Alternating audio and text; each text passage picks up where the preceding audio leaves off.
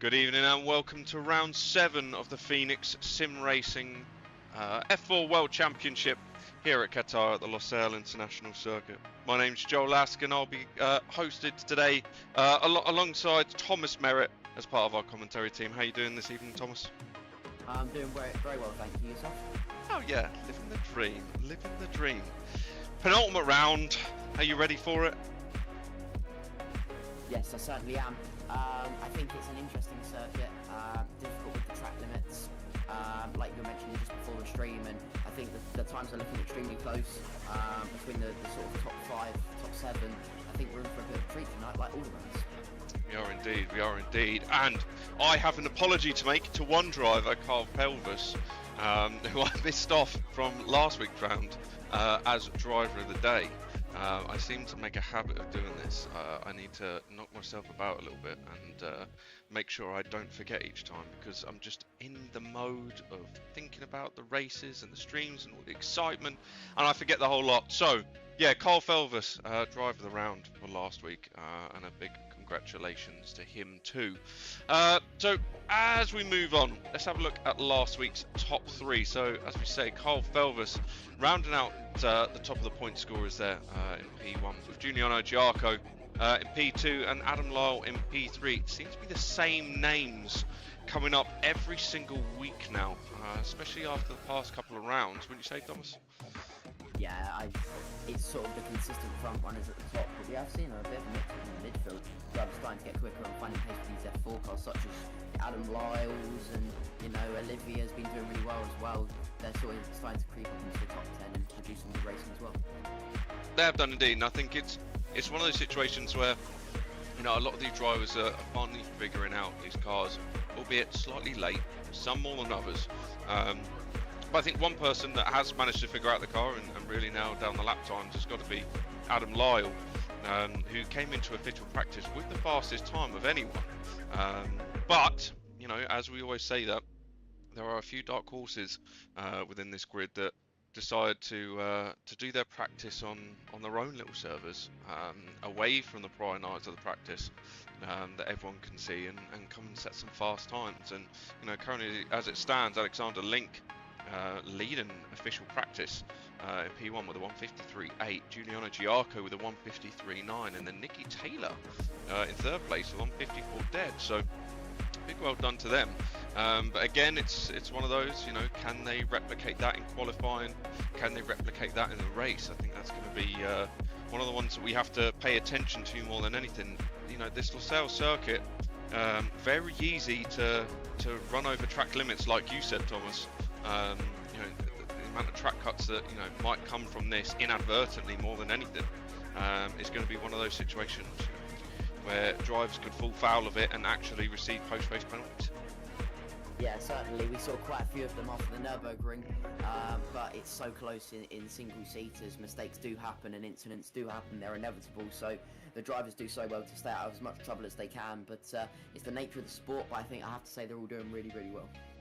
They are indeed. And as we talk about that, let's see how it's hotting up in the driver standings. So, as we're looking at now, Carl Felvis still leads the Drivers' Championship and has done pretty dominantly from the start of this season. They're on 177 points, but this is where it starts to get interesting. Alexander Link in P2 with 173. Cristiano Bettini rounding out the top 3 with 170. So, this championship is definitely one for anybody to win still, potentially within the top 5, top 6, and you can't count anything out. It only takes one bad round. Jonathan Ogden in P4 and making a stellar move up from P10 in the championship.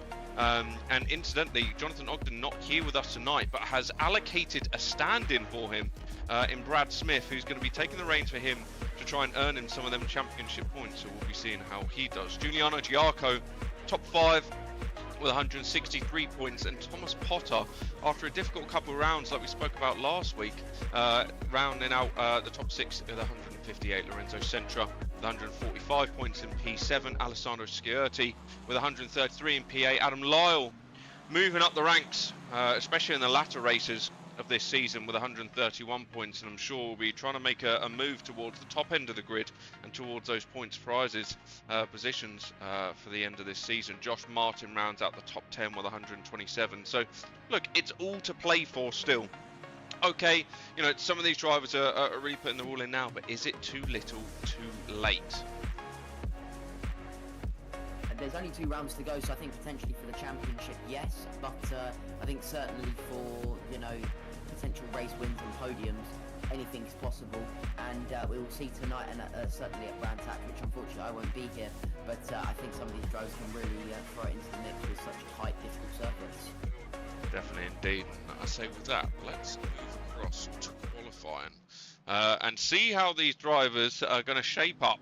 As we go on board here now with Carl Felvis coming out first into the pits, out of the pit, and he's just letting a couple of drivers go past, so he's going to drop down the grid, just let a few get past, gain that gap that potentially he needs so he doesn't get caught up in anything, warming up the tyres, and it'll be interesting to see which of these drivers are going to come out on top. I think this is going to be an interesting qualifying. I don't think that the practice times are going to be, you know, as straightforward as what they're going to be in terms of qualifying. I think there's going to be a lot of these drivers that are potentially going to push a little bit too hard, could potentially get it wrong. The track limits are incredibly tight round here, so look, it's every man and woman for themselves here. But yeah, let's see how the next sort of 10 minutes or so shapes up. Yeah, 100%. As you mentioned, their track limits is a really difficult thing. I know from previous experiences, you know, in the real world, track limits, you know, you dip a fraction of a wheel over onto the sensor, or, you know, where a marshal can see, and it's, yeah, there is no room for margin, especially around here where there's no gravel or grass to prevent you. It's so tempting, and these drivers are going to be wanting to extract as much time as possible, so they're going to have to be cautious not to go over their limit and just stay within their bounds. Yeah, for sure. As we go on board here with Cristiano Bettini, just come through the first corner now, and he's lining up his his flying lap. One big thing with these cars that we've spoken about throughout the season is the amount of understeer that they've got. Some of these drivers have managed to figure it out and know exactly what they need to do in order to get the car to respond the way that they want to, and some other drivers really struggling with it still. And we see that even within the top 3 within this championship. And I think this pays testament as well to Carl Felvis, who, you know, has been leading the championship from the outset, has been lumbered with 30 kilos of ballast, and yet still is holding on to that championship position. So, you know, at the end of the day, not only does it come down to the driver, it comes down to the setup.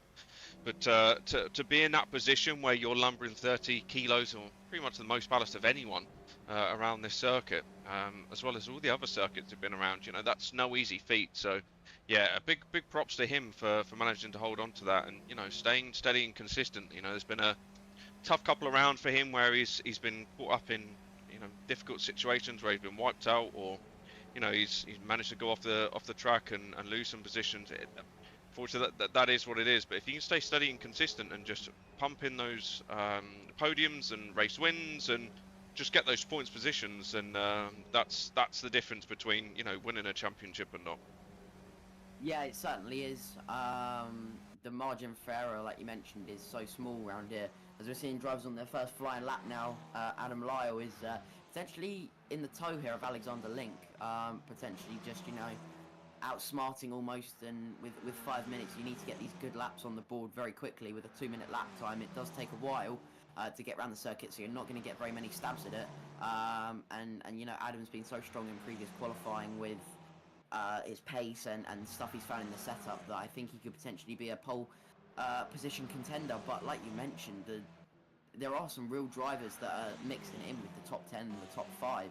I don't think it's going to be as smooth sailing as we see. As you see, 12,000 separates the top 2 there. That is how close it is, and how, you know, there's no room for any errors, and how close it's going to be. See Alexander Link trying to get out of the way of Adam Lyle, but Adam Lyle is not budging. He's going to stay right in the toe until the line, and he's going to go 6/10 quicker than anyone else. That was a mega lap from Adam there. Oh, I was going to say, you know, 153s is realistically where people need to be for, you know, for pole, but Adam's come through that and, you know, knocked probably 4/10 on the head of, you know, what we're expecting as a pole lap.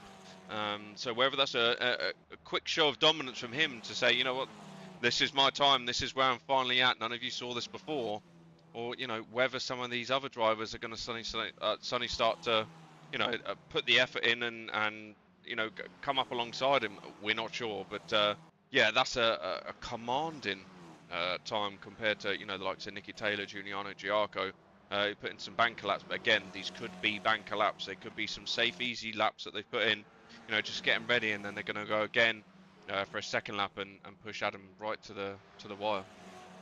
Yeah, indeed. And another thing I saw as well just before this evening's racing is the likes of Adam Lyle, who has had no ballast over these previous couple of weeks and has been doing some really good times. He has now got 12 kilos of ballast, which could prove to be a bit of a tricky scenario. He hasn't proved it in qualifying so far, but we know how that affects the aero and the actual driving ability of the cars, as Kyle mentioned last week. So it'll be interesting to see if he does struggle with a bit of aero wash or whatnot in this evening's racing. Yeah, 12 kilos, it is ballast, but, is that 12 kilos enough to upset the car, like it would do for someone like Kyle Felvers, realistically? The ballast is a weird and wonderful thing, and depending on where it is on the car, it might make the difference between, whether it's straight line speed, cornering speed, things like that, but clearly not hampering his performance as much as potentially what people would expect. With him nailing a sort of lap time like that, I think Taylor's, got a little bit quicker with a 54.1, but again, not enough to touch on Adam Lyle. So, Adam's in that good position here where, just that touch of ballast has put him in the right situation. But, you've got to say, for those that aren't running ballast, it's a good opportunity for them to really dive in and see what they can do. It certainly is, and I'm just looking at the times. It is absolutely incredible. Second, third, and fourth separated within the same tenth of a second. That is absolutely incredible, and that is the difficulty and quickness of this championship and how tight and close it is. Yeah, it's crazy. They are really pushing on now. Nicky Taylor with a personal best sector 1 on a 37.90. He's looking pretty quick. And interesting, like the likes of Alexander Link coming into the pits along with Adam Lyle, potentially bolting on a new set of rubber, where the likes of Nicky Taylor and Cristiano Bettini are just pushing from the outset to see what they can do. Yes, Alexander Link was sort of the hot favourite, realistically, off the back of Adam Lyle to dethrone him per se, and at the moment he's just not making those movements that he and we were expecting him to be able to do. Has Adam already put in that time that no one can manage to supersede? But I mean, it's potentially on the cards for Adam to take 3 qualifying runs in a row. Has he just got this car nailed now? And has he got the car in that sweet spot that he needs? But is it too little too late with his championship standing? That's going to be the thing for him to think about. And you got the likes of Jonathan Ogden that isn't racing this evening, but he is being taken over by Brad. That's a position there for Adam. Depending on how he drives in this race. So it's all on its head at the moment. But you've got to say Adam Lyle's taken the run here with a 153.564, and no one else is going to match it. Yeah, currently no one is looking that strong. That is an absolutely incredible time to put on his first lap. That is certainly a statement. And you say potentially it's a little too late for the championship, but you've seen what a couple of wins, and its second race last week didn't quite go to plan for him. It's still a top 10, but there was a few incidents at the beginning which prevented him from getting any higher. But we've seen just from a couple of wins how quickly he's gone up the championship standings. And if Kyle Felvers has another bad race or the top 3 do, you can't rule out, I would say, maybe the top 8 even. There's still 4 races left of this championship, and although it doesn't seem a lot, anything can happen in those 20-minute races. So yeah, it's all to play for still. I don't think you can call anyone a champion until the final race, to be honest. Yeah, you're right. And look, I think we're a little bit surprised that Adam was able to pull out that sort of time that he did. But obviously he nailed that down, and he's ready to go for the rest of qualifying. But as all these drivers now are finishing up on their qualifying and coming back to the pits, you've got to say that's a dominant run for him, and exactly what he needed to gain those vital points for the rest of the championship. Alongside Nicky Taylor there with a strong showing in P2, but someone to think about. Kyle Felvers had that 30 kilograms of ballast really hurt him more than anything, and you know, when you look to the likes of, you know, Thomas Potter, who was incredibly strong towards the start of this race season, down with the 155.7, you know, so has he managed to get the practice in that he needed? Potentially not, but yeah, really tough one for him. Yeah, it certainly is, but Giuliano Giacco has gone purple in Sector 1, he's done a personal best Sector 2, and he goes to P2 only 2/10 off Adam Lyle on a 53.7, so that has really closed up the top two, but then there's quite a big gap down to P3. Clearly this circuit is, you know, showing the great drivers from the good drivers, and yeah, I think it'll be interesting to see tonight. The racecraft, because obviously there are only a few overtaken spots, the rest of the circuit being very fast open sections where there aren't really a lot of overtaking opportunities. It'll be interesting to see the sort of moves that Giuliano and Nicky Taylor put on towards the beginning of the session to try and potentially get away with the aero wash. Indeed. So Adam Lyle takes your qualifying P1 alongside Giuliano Giacco in P2 with a 53.7. Lorenzo Sentra in P3 with a 54.1. So an interesting qualifying there. You know, this shook up completely from what we were looking at in terms of official practice times. You know, Adam not quite as far ahead as we see him spin it round there on his cool down lap, but you know, Adam Lyle potentially not as far ahead as what he potentially thought. You know, from the get-go against, you know, the likes of Giuliano Giacco, and we've seen this week after week where, you know, these WRT drivers especially are pumping in some laps out of nowhere that, you know, people just weren't expecting. But we'll let the drivers go back to the pits. We'll let them get themselves ready for race one. And in the meantime, we're going to go to an ad break quickly, and we'll see you straight afterwards.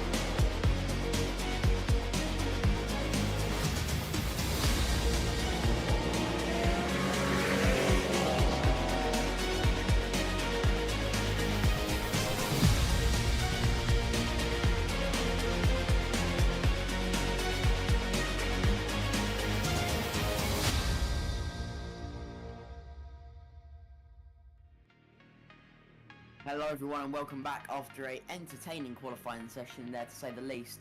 Here at Qatar this evening I'm going to be joined by Adam Lyle, your pole sitter for race 1. Adam, how was that for you? We saw you get a great toe. Was that the key to your plan?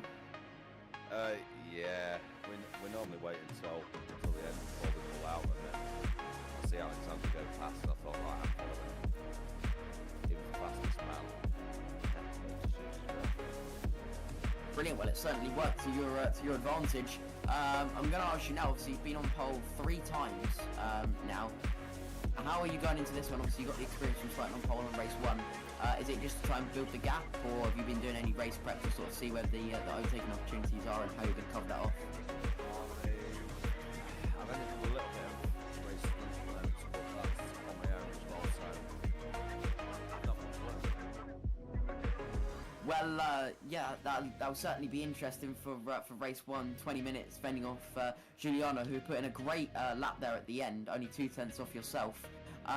What are your sort of mental strategies going into this? Is it just to stay nice and relaxed and just sort of not really focus too much on the mirrors and just try and drive your normal lines? Hopefully it's the same class week. Peter and we have a little battle. As long as I can get an out of the draft, should be alright. Brilliant. Well,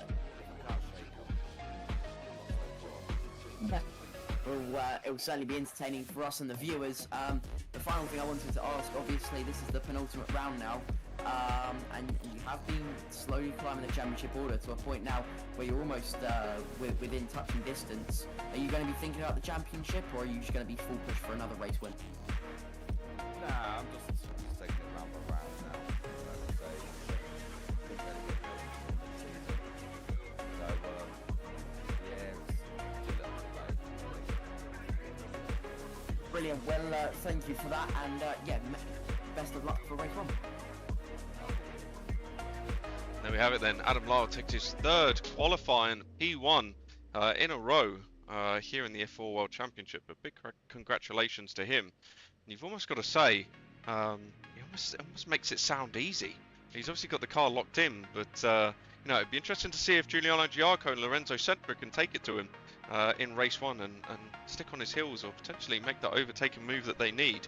But as per always, we're going to move on now to another driver who, you know, we bring someone different in every single time and every single round, just so people get the opportunity to speak in regards to this championship. So I'm joined now by Alex Forrester. Alex, how you doing? I'm doing very well. Good, glad to hear it. And how are you finding the championship? Well, it is going well. Making a few mistakes about every race I think, going off at one point. But at least having one good race every round seems to be what I'm doing mostly. Yeah, for sure. And look, I think this is the thing. Look, it's not down to, you know, winning every single race. A lot of the time it can come down to being consistent and just banking those valuable points that you need. So just tell us a little bit about your previous experience in terms of sim racing, you know, other championships, things like that. Well, obviously, I haven't done anything with this championship before with Unit. I've done one, my last one was VRRC. That went okay with all that. I've also done a championship with doing, I think it was the 2005 F1 car at one point as well. And I think one before that, I can't remember what I've done before. But mainly with sim racing, I've just been doing open lobbies in other sim racing games as well. Okay, cool. So look, this is one of those things, isn't it, where, you know, the more experience that you have within, you know, different race championships, and especially just open lobbies, you know, in their own, I suppose, more than anything, you know, that builds up that confidence, that builds up that race knowledge, and, you know, how predictable certain people are and certain moves that you need to make. You know, what when coming into this championship, what was your sort of main goal, and where do you feel like you deserve to be in this race order? Well, coming to the championship, I think my goal was to try and get a good place, so we maybe getting a top 10 in the championship.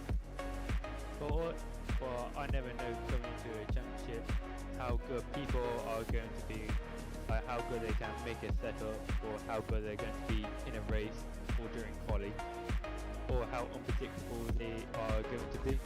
So during a new championship, you never know what people are going to be like. Exactly that. And finally, is there anyone that you wanted to shout out on the stream, you know, whilst you're in here? Well, I got my friend Lachlan, who is doing the championship, but ain't doing it tonight, sadly. Who is my teammate, but hasn't done the last round or this round. So hopefully I can put together a good race tonight. Cool. Well, look, best of luck for race 1, and you never know what happens throughout this championship in these races. We potentially might be seeing you on a podium and in an interview later on the season. Well, yeah, who knows? Thank you very much. You never know. Cheers. Thank you. Okay, there we have it. So, Adam Lyle takes P1 here at Losail International Circuit for the penultimate round here at Qatar. and we got about 4 minutes or so until lights out. Thomas, who's your money on? The question gets more difficult every week. Where everyone's getting so close. It would have to be Adam Lyle. He's won from pole twice in a row, and he's super quick off the line. Gets straight into the action like we saw in qualifying, and I think he's a good defender as well. He's got good racecraft. Took him a little while to get into the championship, and now he's on the money, and he's flying. So my money would have to be on him. But Giuliano posting a lap that was 2/10 off his pace.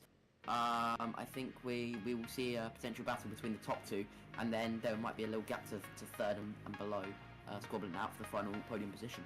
See, this is the thing. So you've got Adam Lyle banking on for the win. Now, I know he's won the past 2 races from the front and from P1, and that's great.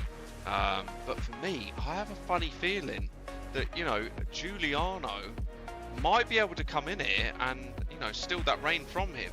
Adam hasn't been put under pressure for the 2 times that he started on pole, and he's managed to drive away with it. But there might be an opportunity here for the WRT drivers to really get stuck in and potentially help each other out and drag him down. But we've also got to think about the drivers' championship here, and Adam Lyle, he's in with an outside shot of potentially a podium position, but potentially not for P1. It depends on where Kyle comes. Kyle's starting P9 here. We know that Kyle can make his way up through the grid. Obviously, he's hampered with that 30 kilos of ballast. This could all turn itself on its head, and that's without track cuts. That's without crashes within the race, and people going flying off T1. So this could be anyone's game. It really could. This is why I say the question gets more difficult every week. Drivers are so closely matched in this championship.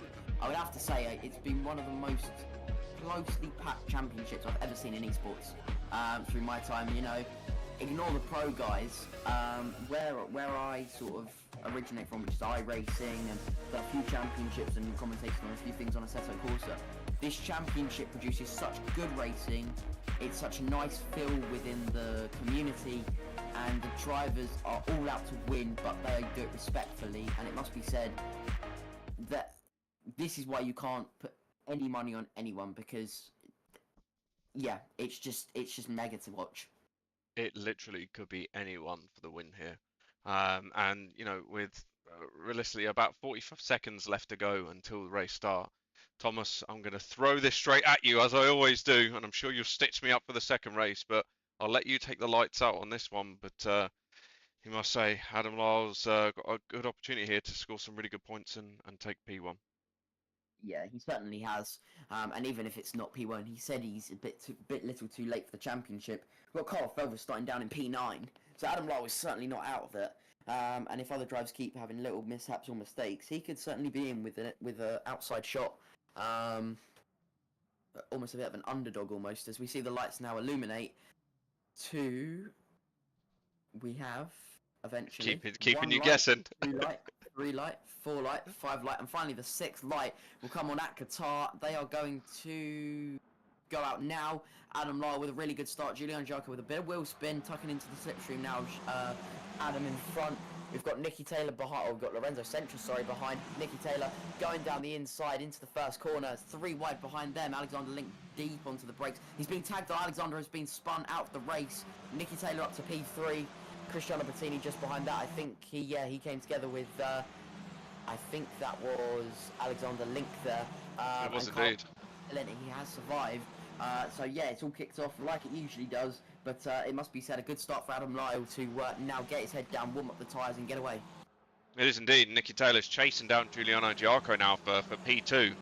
It's a solid amount of pace from a lot of these drivers right at the start of this, and one person to mention, Brad Smith jumping in for Johnny Ogden down to P13 to getting tangled up at the first corner. Carl Felver's already up to 6th place in this race, and look, we mentioned about this. He's got a class to being able to work his way through the field, and with that 30 kilos of ballast, he's doing incredibly well to do so already. So I'm sure he's going to be biding his time now, waiting for Tabaroni to get involved with Lorenzo Centra and Nicky Taylor, and there's an opportunity here now to get a podium. Yeah, he certainly will be. Nicky Taylor can't really focus too much on Giuliano Giacomo though, because Cristiano Bettini, and I think that is Lorenzo Sentra. Oh my god, Cristiano's on the grass now. There's some extreme defending going on there, but they are side by side, so that has allowed Nicky to get away. But that's prevented him from getting anywhere near Giuliano's toe. So Adam Lyle with a good start. Giuliano's certainly not out of it, and there's quite a big gap back to Nicky Taylor. And the field has sort of spread itself out, what I thought would happen. Obviously the aero wash with the fast corners here being so significant, it is difficult to follow behind someone. But I think Adam Lyle is going to have a bit of karma for using Alexander Link's toe in qualifying, because now Giuliano is going to have the massive toe down the very long main straight, and he's going to be gaining and gaining and gaining on Adam Lyle, potentially going for a move at turn 1, as we see Nicky Taylor trying to break the toe in the background, but yeah, to no avail. We said that was going to happen, didn't we? You know, it's all well and good, but you know, Adam Lyle hasn't managed to break that gap that he needed, and potentially the toe not being as effective as, you know, when he needs it to be. But Adam Lyle really struggling now to break the gap between Giuliano, and you know, in a very vulnerable position here. You can see Adam Lyle using some very different lines throughout this circuit, and whether you're trying to throw off Giuliano Giarco, I don't know, but you know, 4 tenths between them, you've got to say Giuliano's ready to take that position away from him, and that's going to be putting Adam under pressure, and it's only a matter of time, you know, when you've got someone under pressure like that, to be able to force them to make a mistake. Yeah, it certainly is. If I were Giuliano's position right now, what I think I'd probably be doing is just sitting behind Adam, working with him, getting away from the pack behind, and then obviously staying within his toe, saving tyres, to then go for a big move within the final 3-4 minutes. I think that would be probably the smartest idea, but we know in this championship you can't wait and you have to be on it for the whole 20 minutes. So yeah, for some reason I don't think that's going to happen. Yes, indeed. And I've just noticed that the timing gantry at the top there shows 0 minutes. We've definitely not gone through the whole race already. We still have 16.5 minutes left to go of this race, so plus 1 lap. So we'll have to count you down throughout that. There's obviously an issue with the timing tower, almost reminiscent of what we saw at Bahrain in the F1, where, you know, transponders for cars decided to go down, and, you know, pit stop gantries decided to go down, and lights decided to turn themselves off, and it looks like it's followed suit into our race this evening. So we'll have to pay big attention to this as we see Giuliano Giarco now right on the back of Adam Lyle, and he's going to be pushing him down the straight. Don't want to push him too much because he's going to give him that boost that he needs to keep ahead. But Giuliano Giarco, you've got to say, he's going to be late on the brakes into T1 here, and he's going to take this P1 away from Adam Lyle. What's Adam Lyle got to do? Who's going to be the last of the late breakers here? And Giuliano Giarco down the inside makes it look sweet. Adam Lyle gave up the position a little bit too easy, but you've got to say, you know, it's a long game now. As the timer comes back now at the top of the timing gantry, in 15 minutes and 44 seconds left to go. You know what? It must be said, Adam Lyle was banging in really quick purple sectors last lap, and then for some reason at the final corner he decided to go very wide and ease out the throttle. I'm not sure if he let Giuliano go there to then get in his toe and put him under pressure and be the attacker rather than the you know, the defender. So I think he potentially put himself in that scenario, which is risky because you never know how well Giuliano's defending is going to be. But it must be said, Adam playing the strategic game here. You got to say that's a bold move there from Adam Lyle. If that's the game that he's playing, yes, he knows he's got the pace in terms of qualifying, but in terms of race pace, the last thing that he wants is to be able to be tucked behind the car in front of him and taking that aero wash and hurting those front tyres, because he will be more than anything. And he's very quickly going to have to make an attack, as he does now, up the inside of Giuliano Giarco, and he's going to take that P1 back away from him. But, you know, the more that these two start fighting, the more there's going to drag in Nicky Taylor and Lorenzo Sentra. And look, if this continues, you know, it's going to be a difficult race for the pair of them. But they're going to end up cooking their tyres before, you know, probably the end of this race, realistically. Yeah, I imagine they will. I don't know if they're going to almost slingshot off of each other now. So now, you know, Giuliano will go back past and then Adam will go back past potentially, but I'm not quite sure. But we do see Nicky Taylor now closing up to the back of them ever so slightly this lap, and he is dragging along Lorenzo Sentra with him. And then there's quite a big gap back to Kyle Felvers. But I don't think Giuliano is... no, that's Adam Lyle, sorry. Is going to be working with Giuliano as we see him try and break the toe as desperately as he can. Gaps up to 5 tenths. So if he can just get a really good Sector 1 and Sector 2, I think the aero wash is so significant in Sector 3, he may be able to break that toe.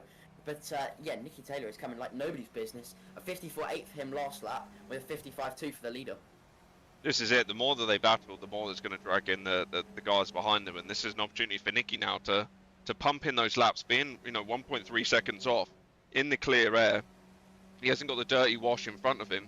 He can now sail up to the back of these guys, and hopefully these two make a mistake, and then he can sort of capitalise off the back of that and make it his own. But you got to say, Adam's not had this the way that he wanted it. The past 2 rounds where he sailed off into the distance by 5 seconds. He's constantly under pressure now by Giuliano, and you can just see how much they're having to hesitate through that corner, not being able to get onto the power as quickly as they want to. That aero wash is absolutely horrific for him. And you see here as he comes through this left-hander, having to wait to get onto the power, the car just washing out wide and understeering. It's a tough one for him, but let's bear in mind Carl Belvis now in P5, and doing what he can, 2 seconds off Lorenzo Sentra, but these are valuable points for him for the championship. That's all he's going to be worrying about. Yeah, he certainly is. All he needs now is points. We heard him say how difficult it was with the weight ballast at Nürburgring, so potentially that's going to be even more significant here at Qatar. So yeah, he may be really struggling, but he's managed to stay out of trouble on lap 1 and get himself up to a nice solid P5. Just to jump in there, Lorenzo Sentra and Carl Belvis going round sideways. So Lorenzo went round first. Carl took the position away from him, and then Kyle again with literally the next corner, same spin, gets it round sideways and puts himself down to P13. That is not what he needs for this championship reign. That's going to hurt him massively. And with 12 minutes left to go, Carl's either going to have to find some sporadic pace out of nowhere, which he has done off the back of taking Alex Forrester, but that's not going to be exactly what he wants, from this first race of Losail International. No, it's really not. That is really not ideal for his championship, and these are the little mistakes that he's just having over these last few rounds that is potentially going to be the difference between him winning the championship and him not winning the championship. As I just wanted to jump in quickly and mention the gap between Adam Lyle and Giuliano Giarco now. That is now 9/10 of a second, so one more tenth and that tie would have been broken and Adam Lyle can push on. The question is, has he saved his tyres and saved his car enough that he can still get that gap? Or is Giuliano now playing the conservative game and then he's going to go for it in the last, 6 or 7 minutes? You've got to say, there's 11 minutes left to go, plus 1 lap in this race. Giuliano's within a second of Adam Lyle now. You've got to say, these two have already pushed their tyres to the limit at the start of the first phase of this race. Have they pushed too much? And has Adam pushed too much, having to defend and then overtake and get into the dirty air? You've got to say, Adam's not had this his own way. But, this is it. We said it was going to be a bit topsy-turvy. But then you look at the gap now. Ricardo Lina, 6 seconds off the lead in P4. So Nicky Taylor reducing the deficit to Giuliano Giarco and Adam Lyle by about 4/10 already this lap. So he's on an absolute storm and an absolute charge. Giuliano Giarco now only half a second away from Adam Lyle. So whether Adam's now having to maintain those tyres and just pull back a little bit and, cool them off, I'm not sure. But this is this 3-way battle now for the lead. Yeah, it certainly is. Nicky Taylor is on a bit of a mission here. He is now within the toe of Giuliano Giarco. The gap back down to 7/10 now between Adam and Giuliano. So, they're just cat and mouse at the moment, swapping the time. So it must be said, Adam Lyle has definitely not seen the end of Giuliano. There's 10 minutes left. We're only halfway through this race. Feels like a lot has happened already this evening. But yeah, I think it might spice up towards the end of the race. Alexander Link getting himself back up into the top 10 after a dreadful lap 1, which is not too bad. But again, for his championship hopes, this is not what he needs. And some real, adverse characters like Josh Martins and Andrea Brugis, who have found some real good pace and are in the top 10 now. So yeah, big congrats to them as well. Is indeed, but if you noticed on that last lap, Nicky Taylor 4/10 quicker than Giuliano Giarco and Adam Lyle, as he now is only 1.3 seconds off the front.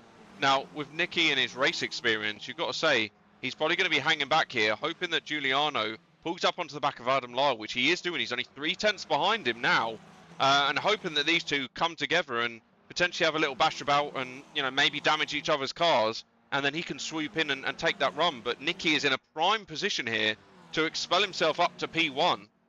Given the right opportunity. So you've got to say, Adam Lyle still not being able to get away from Giuliano Giarco, and with 8 minutes 50 left to go, this is a race for P1 from the top 3.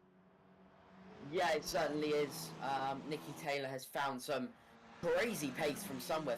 54.7 last lap compared to Adam's 55.1. As we see Adam again go deep into the final corner. I'm not sure if that was on purpose because he seemed like he was going to get the apex and then he sort of turned out of it. Giuliano is now all over the back and it's whether or not he actually goes for the move. I don't think he is. I think he's going to stay in the toe. So, no, he's not. He's going to go for the move. What am I on about? This is Phoenix F4 Racing. Down the inside, Giuliano is going to go. He is going to secure the move. Adam is now back in the toe. Whether or not that was another tactic, I'm not quite sure.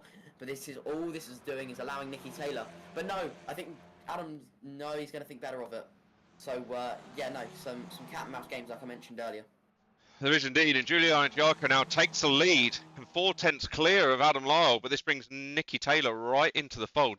Like we say, they've got a 6-second gap to P4 and Ricardo Lina.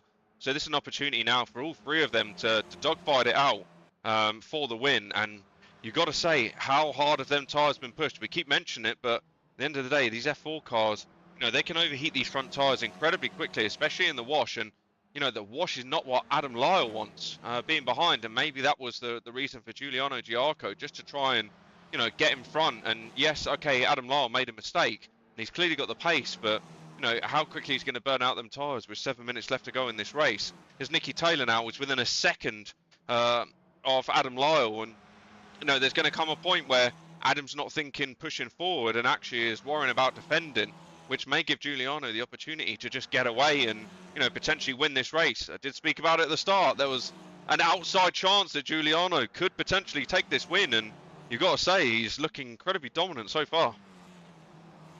Yeah, certainly. I think Adam Lyle is being quite smart with the, you know, the tyre saving and the tyre management and strategies in this race. We see him dive out the way a couple of times to get back in the toe. Nikki Taylor quite far back, but he is within that toe range. And Adam Lyle, I'm not quite sure what he's doing. He's backing off then. He's going for the moves. You know, Giuliano is leading currently, but not for much longer, because Adam Lyle is going to go down the inside into turn 1. Like we've seen before, he's going to get the move completed before he turns into the apex. And he is your new race leader for the 3rd time this race. So, yeah, a lot of switching back and forth. Nikki Taylor is ever so slightly dropping out of this now. He lost the 10th last lap, and I'm talking 10th. It's crazy, but yeah, you know, they've got a nice gap back, so they can realistically dogfight this for 6 minutes. But as smart racing drivers here, they're not going to want to. They're just going to want to, you know, conserve the tyres and see what they can do for the final couple of laps. For sure, and it looks like, look, Adam Lyle's definitely got the pace in the first sector and predominantly the first half of the second sector. But then Giuliano Giarco comes alive for the second half of the second sector, and then the last sector especially, and it gets a run. Obviously, Adam seems to have the upper hand coming into that last corner, wherever he's going wide to get the run down the straight or not. But he slingshotted onto the back of Giuliano Giarco, and look, with the ballast that he's got, that toe shouldn't be as strong as it is. But you have to remember, Giuliano Giarco is also going to be running a small amount of ballast too. So, you know, that is what it is. But for Nikki Taylor right now, 1.7 seconds off. Does he have the raw pace that he needs to keep up with these two? Almost looks like he doesn't, unless he's made a mistake already. But you've got to say, this is prime opportunity for him to get involved and get stuck in. And he's just not able to. He's not finding that pace. You know, he needs to knuckle down. It's 5 minutes left to go plus 1 lap.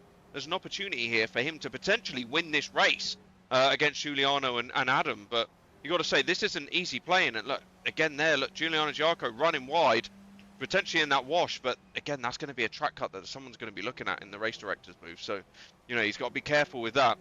Let's both of them run a little bit wide on the exit. But Giuliano now, as we go on board with him, we'll look and see how much toe he gets, and it's negligible. He's not getting the toe that he needs down that straight, and Adam's almost pulling away. So that's not going to be what Giuliano wants, but, you know, it's Adam Lyle potentially nearly 3/10 quicker on that lap. So that's exactly what Adam needs, but not what Giuliano needs for points in this championship. Yeah, certainly. Nikki Taylor has dropped out of the battle now. The gap's now 1.5 seconds. So he is out of the toe range, and it must be said, I think he's potentially out of this top 2 battle unless anything kicks off. Just looking a bit further down the field, Carl Phelps has managed to get himself into 9th place, so that's been a nice recovery drive after an annoying incident for himself. Alexander Link running in P8 after another incident at the beginning. Brad stepping in for Jonathan Ogden is running P13, so he's doing a good job of just staying out of trouble and banking the points for Jonathan. And Thomas Potter had some connection issues at the beginning of the race. Unfortunately, he is a DNF, which is not going to help his championship hopes, but it must be said, I think he was potentially already out of it. But I don't know what's gone on at the front, but Adam Lyle has lost the lead to Giuliano, and Nicky Taylor is right back with them, so I think a potential mistake there. I was going to say, we missed that there, but you've got to say now, this is 100% a 3-horse race for this lead. You know, Nicky is not going to take this lightly, and he's going to be diving in. This is opportunity now to get stuck in and really upset this. You know, Adam Lyle's going to go from attacking to now having to defend against him. And you watch how quickly he's going to have to drop off the back of Giuliano Giarco to defend to the position for P2. You know, Adam wants this race win, but at what cost? This is going to be the big thing. You know, you've got Kyle Felvis now in P9. He's going to be banking some points, but not the points that he wants, especially when going for the championship against the WRT drivers. As we say that, as Tabaroni now spins on the right-hander there, and that promotes Kyle Felvis up to P7. He gets chased down by Alexander Link. But again, we'll go back to this battle here, as there's 3 cars here now, all going for P1. Giuliano Giarco much quicker than Adam Lyle on that lap, but Nicky Taylor quicker than all 3 of them. So here we go. They're going to be nose to tail through this first corner, and this is going to be about as close as they've all been together throughout this whole race. It certainly is. The top 3, you could almost separate them in a box, couldn't you? It's that close. Yeah, unfortunate for Tabaroni there, I think it was, with that spin so late on in the race as well, as Adam Lyle is not giving this up. He's risking it all at the moment, going around the outside of Giuliano Giarco, forcing him in deep, potentially looking for a switchback move. We know they are proven effective, and yeah, he's just looking for any way through at the moment. Nicky Taylor just biding his time, you know, doesn't want to do anything too stupid. 3rd place would be a mega result for him and his championship dreams. But yeah, Adam here, like he mentioned, he said he's not really thinking about the championship. He is full push for that win, and he will want it starting from pole position. So it's going to be an interesting few 3 laps. He is indeed, but you know, like Nicky Taylor's not one to sit back and just watch. You know, there's only a certain period that he'll sit back till and realise, you know what, nothing's going to come of this. I need to push on now, and I need to start fighting for P1. If not, I'm going to drop off the back of him, which he is going to do. But this whole time that Adam's bobbing and weaving behind Giuliano Giarco, especially in that wash, this is going to hurt his tyres massively. There's going to come a point where he hits that cliff and he hits that drop-off, and all of a sudden, that car's not going to do what he wants it to do. And you must say that Giuliano Giarco is running an incredible race here now. 5 tenths clear of Adam Lyle, and Adam, you must say, is potentially just dropping off now. He's not quite got the pace that he needs to hold on to the back of him, and they've been nip and tuck throughout this whole race, but just not where he needs to be. And I don't think he's close enough down this straight to make the approach that he needs to, as Giuliano Giarco goes defensive, as he would, and dipped back to the left, but Adam has tucked back on the inside, and he's managed to get the run, and he's going to make that move up the inside and clear him for P1. I think this is a little bit like karting, right? You don't want to be leading on the last lap with the toe being so effective around here. Definitely don't. I think the person in second potentially, or Nicky Taylor, could win this race. So I think if Giuliano thinks this strategy through, I think he'll wait this lap, get in the toe for the next lap because it is +1 lap, and then go for it on that lap. But do you want to wait too late? Because obviously the start-finish line is midway down that straight. You don't have turn 1 to make the move. So yeah, it'll be interesting to see. Although Adam Lyle is flying at the moment, he's already got about 3-4 tenths in the bag. So yeah, we will wait and see. Was he just conserving the tyres? That's going to be the thing to see. But you must say, what a cracking battle between the 3 of them. You know, it's been incredibly close between a lot of them. They've been chopping and changing positions. And okay, now Adam Lyle 5 tenths clear of Giuliano Giarco, but we had that on the last lap, and Adam come breezing past Giuliano down the straight. So, you know, this could be a difference in setup as well, as Giuliano very late into that left-hander and gained a lot of time on Adam. All he needs to do is tuck up onto the back of him and get a good run out of the last corner, and he's set. He's going to make that diver move, and you're quite right. Throughout karting, you need to be bumper to bumper all the way through. You do not want to be leading, because you are the hunted. You are the prey to anyone that's behind you. And before you know it, there could be 3 or 4 carts that suddenly overtake you. So, you know, it's an opportunity now for Giuliano to, you know, put his stamp on it and say, no, hang on a minute, you're not taking P1 away from me. I'm fighting this down to the bitter end, as we come across the line now, realistically, for the second to last lap. It's going to be last lap opportunity. Giuliano tucks in behind him again. Just look, Adam seems to have such more straight line pace than what Giuliano has.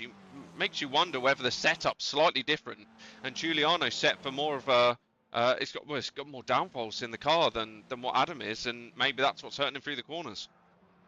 Yeah, it was interesting actually midway through the race when Giuliano actually went for a move and, you know, pulled out, and when he was out of the toe, Adam just breezed straight back past. So I think Adam could be potentially running a bit of a lower downforce setup and with more top speed and acceleration out of the corners. It must be said here, he's got quite a nice gap. Giuliano is there, but there isn't really that. He's running out of opportunities here for the race win. And if Adam Lyle can just hit his marks, stay nice and consistent, no mistakes, it must be said, I think he's potentially got this one in the bag. Still got a quarter of a lap to go. Giuliano is filling the mirrors of Adam Lyle, putting him under deep pressure, but this has been the same for 20 minutes, so Adam will know Giuliano's tips and tricks, he will know where he is quick, he will know where he is slow, and where Adam can get the advantage. It must be said, Nicky Taylor has got that bit too much of a gap to actually go for a move. I think he's potentially out of it. Giuliano carrying some absolutely mega speed. Adam has missed the apex, he's had a slight oversteer moment, and they will be side by side now on the final lap of the race, coming into the final sector. This is monumental scenes as they approach. I think this is the penultimate corner now. Adam Lyle just gets back in front. Quite a big gap there. I don't know why Giuliano slowed down. And now Nicky Taylor is all over the back for now P2. So this is, yeah, I don't really know where to look. I don't either. I must admit that was intense for a second there, but you've got to say that I think Adam's potentially got this standstill delivered. He's managed to fend off Giuliano Giarco here, and that's exactly what he needed. But you must say that was a hard-fought battle between the two. And here we go now. Adam Lyle crosses the line to take P1 in this race, and that was not as easy as what he expected. With Giuliano Giarco in P2 and Nicky Taylor in P3, so big congratulations to them. 11 seconds ahead of the next cars ahead, as we see Cristiano Bettini and Lorenzo Sentra almost side by side across the line. A cracking race between those two. And did Sentra get him? Just at the end, he did. Sentra took P4 away from Cristiano Bettini, so an incredible race between those two. Alexander Link P6, Carl Felvers P7, Josh Martin P8, Olivia Krushanovska in P9, and a great battle for her. And then Tabaroni in P10. So what a cracking race that was. You almost didn't know where to look for a little while, but yeah, you must say that was not as easy for Adam Lyle as it potentially has been over the past two race rounds. Yeah, no, I don't think it was easy as he would have wanted it, but we all love racing as drivers at the end of the day, so yeah, I think he would have enjoyed that, and I think it'll be a great interview with himself. So yeah, we'll let them go back to the pits now, have a quick short ad break, and then we'll be joined by the top three after the ad break. What is going on, guys, and welcome back to Nerd PC Turbo Tech Reviews. Now today is something a little bit different. Normally we do just reviews on a single item, but today we're going to be showing you guys what you can expect from Nerd PC. Nerd PC is a bespoke building company where you can get absolutely any sort of style of gaming PC, office work PC, retail, or even for school work. This PC here demonstrates how small they can be, but yet still pack an absolute powerful punch. So from such a small computer like this, you may be worrying about heat, but these fans inside of here keep it absolutely ice cold as well as quiet. Now listen to this. Nice and quiet. Beautiful. Now we build completely different style of computers. Like I said, from this little one up here, it's all down to you. You get to decide on which case you want to use. You get to decide if you want it all flashy and RGB. You get to decide whether you want it completely plain and black. Remember, we did the hard part of figuring out which components work best for you for your value for money, but you get to decide on how it looks. If you're after something that's in your face, some bright and powerful as this. So this build here is in a Gigabyte C102 glass Arctic ice case with 320mm cooler master fans at the front, 360mm all-in-one cooler at the top. This full white ice build does look insane, and I can assure you, you will not be disappointed. So if you're on the market for a brand new shining gaming computer, or if you want a computer for home use, retail, or office work, it's completely down to you. We just make it happen. So if you haven't done already, go and head over to the website at www.nerdpc.co.uk, have a browse through, see what's on there, or drop us a message directly on Facebook, and we'll do our absolute best to make it happen for you. Thank you so much for watching, guys. I really do appreciate it. And if you are new to the channel, don't forget to hit that subscribe button. And if you did enjoy this video, hit the like for me, and I'll catch you guys in the next one. Bye!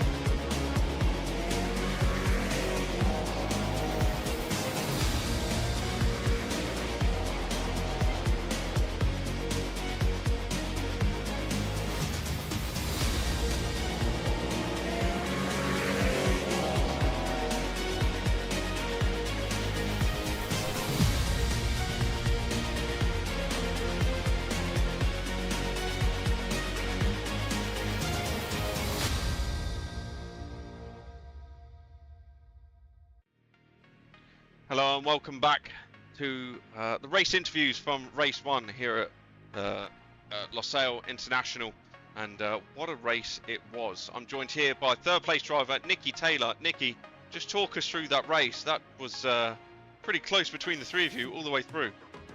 Yeah, I think I have about like 4 different sets of items given time. 'Cause I was looking at them two ahead going, if they crash, I'm here and I'm going to stay back far enough back that if they have a monumental shunt I can come through and not get taken out. I was also looking at one set of eyes on track limits because it's very, very hard to keep this car within the limits at full on pace. And then I was also keeping another set of eyes on where Kyle was in the race just in case I needed to let Kyle through. So it was lots to think about, but I think that was like the calming scene in the battle of the front three. Well, you definitely did, and look, there was moments there that we thought you were going to get involved in this battle for P1, and it looked like you had the pace to do so. You know, was it a case of you were struggling with the tyres, or were you just backing off and just letting them do their thing, you know, with the track limits, infringements and things like that? Or, you know, was that your ultimate pace and, you know, you were where you were? I think, in all honesty, like the tyres still felt alright. Like near the end, I felt I'd still push the same lap as I'd be doing all race. I just think it was that either Lorenzo or whoever one of the Italians spun behind me early stages in that race in the long series right-handed. I think after I saw that, I kind of went, no, I'm going to drive reserve through these corners so I don't bin it and just stay on the track and stay within the limits so I can just pick up the pieces if needs be, but I'm happy to come only third. So yeah, it was a reserve drive, but what I needed to do. Well, it was exactly what you needed to do to bank those points for P3, but it would have been exciting to see you dive in there and get stuck in for P1, because I think you definitely had the pace to do so. Is there anyone that you wanted to shout out whilst you're here in the commentary booth? Just my dad, my mum, my family, and then my team, so yeah, just anyone else who's watching, who's supporting me. Amazing stuff. Okay, brilliant. Well, look forward to potentially speaking to you in race 2, and we'll move on to our second place interview. Well, hello everyone. I'm going to be joined here by Giuliano Giarco. A fantastic drive to come home in P2. You know, that was some mega battling throughout with Adam Lyle. Some great, clean, respectful racing. Talk us through how that was behind the driver's seat.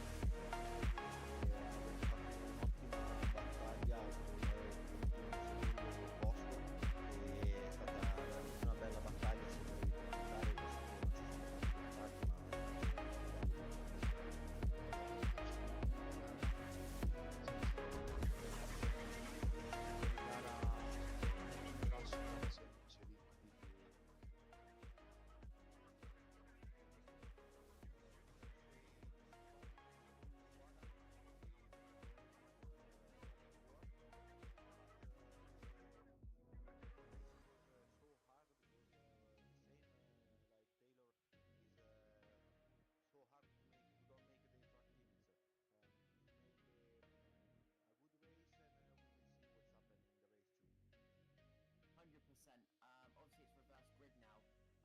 One thing I wanted to ask about is the tyres around here. We were potentially wondering up in the commentary booth here, if, you know, the tyres were struggling throughout the race, or was it just full push, and they were absolutely fine.